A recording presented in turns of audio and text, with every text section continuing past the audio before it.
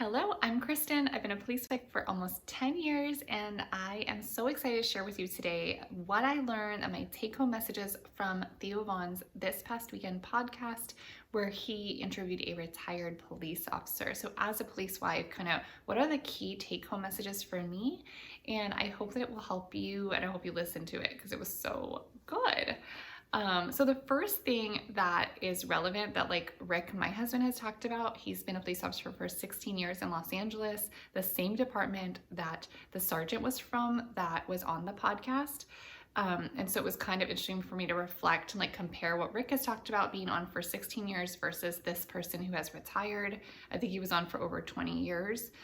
The first thing that he talked about was being the first one there. And Rick has told me this before, that he's been the first one there on calls, before the paramedics, before fire. He has been involved with helping someone that was attempting suicide. He has done CPR.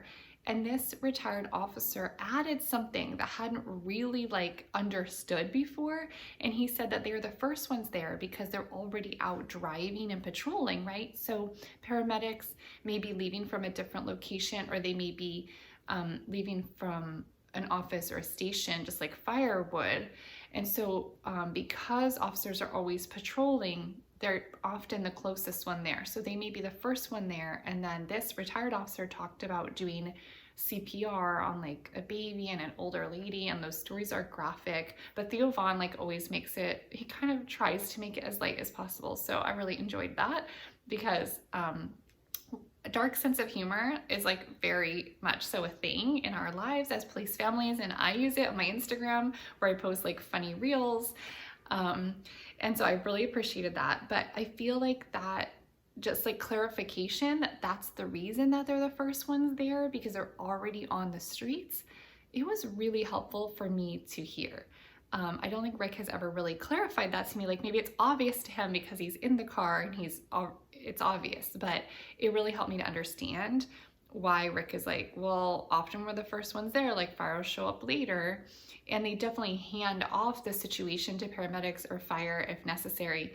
But it's hard when you're the first one there. And this officer had some really graphic stories of what that means when you're the first one there. And I think that creates a lot of trauma and potentially PTSD and other things for officers to really be that first one. And they are trained on basic CPR and basic first aid and stuff like that, but I don't think you could prepare yourself for the things that they go through. As a police wife, I do have a video on how to support your police husband, or if you're dating a cop, on PTSD, so I will link that below and definitely check it out. I'll link it at the end of this video as well. And so related to that is that this officer, retired police officer, talks about retiring at 20 years and the need to live a life that is different, because it changes you when he talks about not only just being the first one there, but hardly ever is someone excited to see you. You are often a part of their worst day. And I think that as police wives and police girlfriends, we learn that over time, because we're exposed to the stories that our officers bring home to us. Rick is not a talker, my husband, so I get very few of those, but the few that I hear are really powerful to me. And if I sit with them for a minute and reflect on them, I realize just how much I can't even process or understand. And they'll go from call to call to call, and they don't have time to think about what really happened. And I do feel there's been so much, and he talks about this, so much hate towards police, but we're not really focused on the fact that they do a lot of good, and they do a lot of things that we wouldn't want to see. And we should really be showing them gratitude, support, giving them support, not pulling funding away from them. We should be giving them funding to support them on how to deal with this, because as we've pulled funding, a lot of these departments have lost officers and they're not able to hire new ones. And I know hiring has gotten pickier over time. It's hard to hire new officers.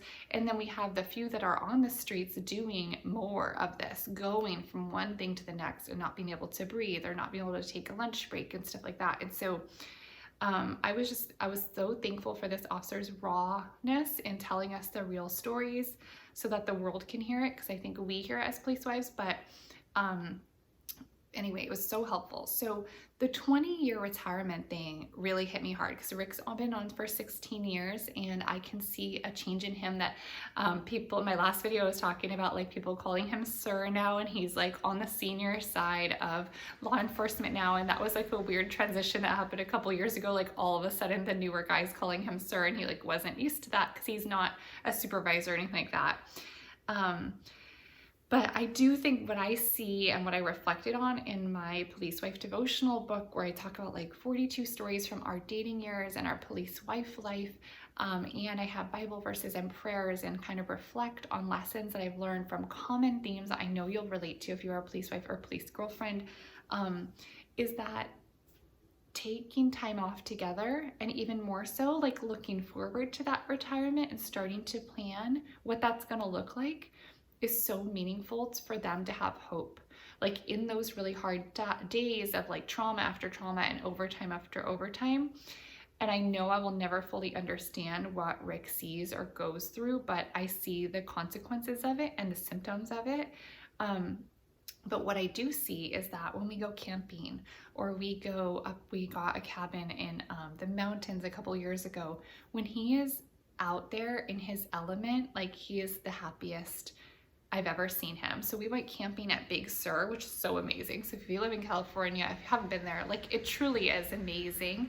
We went there like last year, I think, and just tent camping, not RV camping, like real tent camping. We do our best to make like the sleeping arrangement as comfy as possible, but we're tent camping, and all of us were kind of sick too. We all had a little cold, but we went anyway because we already had it booked.